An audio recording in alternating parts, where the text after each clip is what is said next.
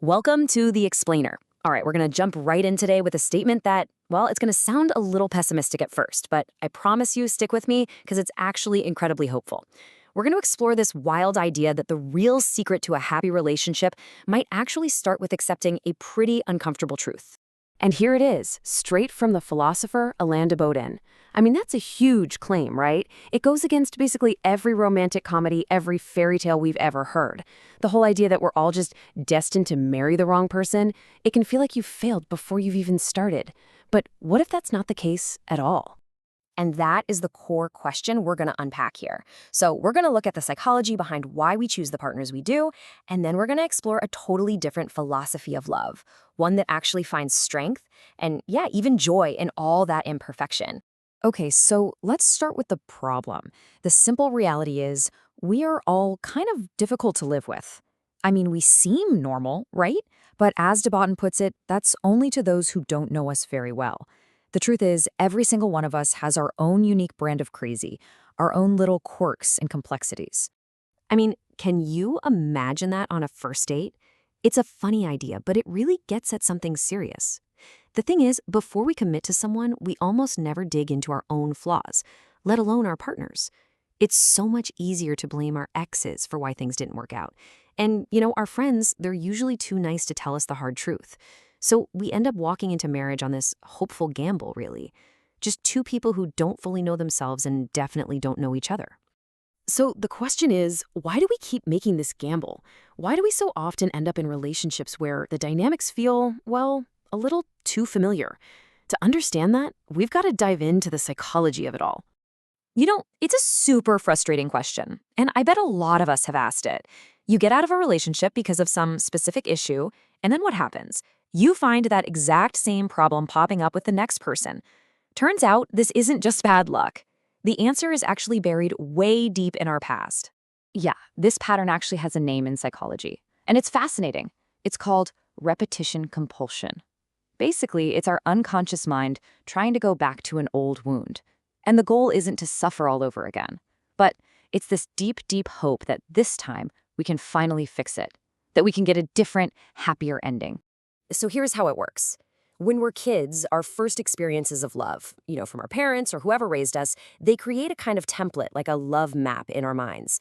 And maybe that love was complicated. Maybe it was mixed with criticism or distance or that feeling that you always had to earn it.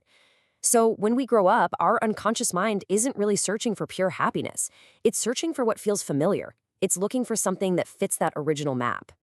And this leads to a really strange paradox, right? You might meet someone who is just kind, stable, genuinely good for you, but you feel nothing. Maybe you even think they're a little boring. And why is that? It's because they're too right. They don't fit that old template, that familiar kind of struggle that we on some deep level have come to associate with love. Okay, so if our own brains seem to be setting us up to repeat these old patterns, how in the world do we break the cycle? Well, the solution might not be what you think. It might not come from psychology, but from a really counterintuitive philosophy that gives us a whole new way to think about love. Think about it. Our entire culture is just drenched in this romantic view. The idea of finding the one. This perfect person who's going to complete us, who will understand us without us having to say a word, who will make us feel whole. But then there's the pessimistic view. And it says something completely different. It says that every partner, no matter how amazing they are, is going to frustrate you, annoy you, and disappoint you. And guess what? You're going to do the exact same thing to them. Now, the key thing here is that this isn't about being gloomy or cynical. Not at all. It's about being realistic. This idea of philosophical pessimism, it actually frees us from this insane pressure to find a perfect person. It lets us see our partner's flaws not as a sign that something's wrong, but just as an inevitable, normal part of being a human being. And once we let go of that myth of perfection, we can finally get down to the real work. So if love isn't about finding a perfect person, what is it about? Well, it's about building the right skills. We usually think of love as this feeling, right? This instinct, this big wave of enthusiasm that just carries you away. But real, lasting love, that's something different.